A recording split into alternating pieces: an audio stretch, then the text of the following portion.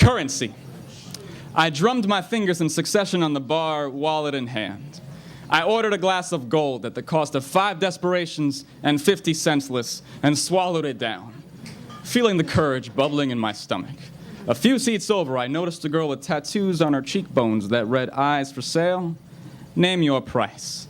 I collected all the loose nerves in my body, walked up to her, and said, 3 Sacagaweas of courage for 1 minute of your eyes.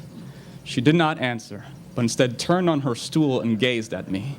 Heaven knows whether we spoke. A civil war could have waged and gone, but it did not come between me and the aquamarine bracelets of her irises. I noticed she went almost a half minute over time. So I decided to tip her with 2 I love yous. Her eyebrows bent like long bows aiming for the stars.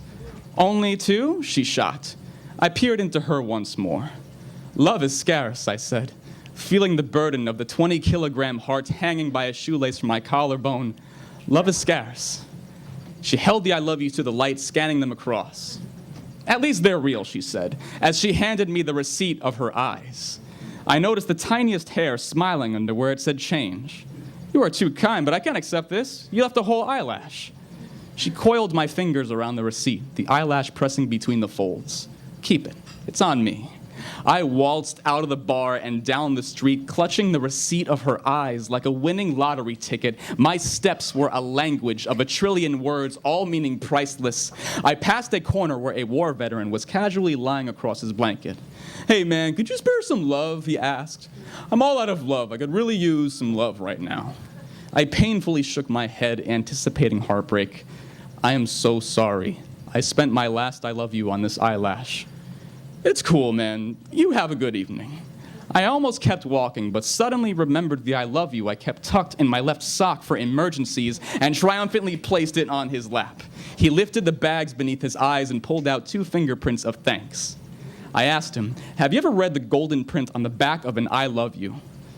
No, he said. Is it good stuff? So I read it to him from memory. In love we love, I love you.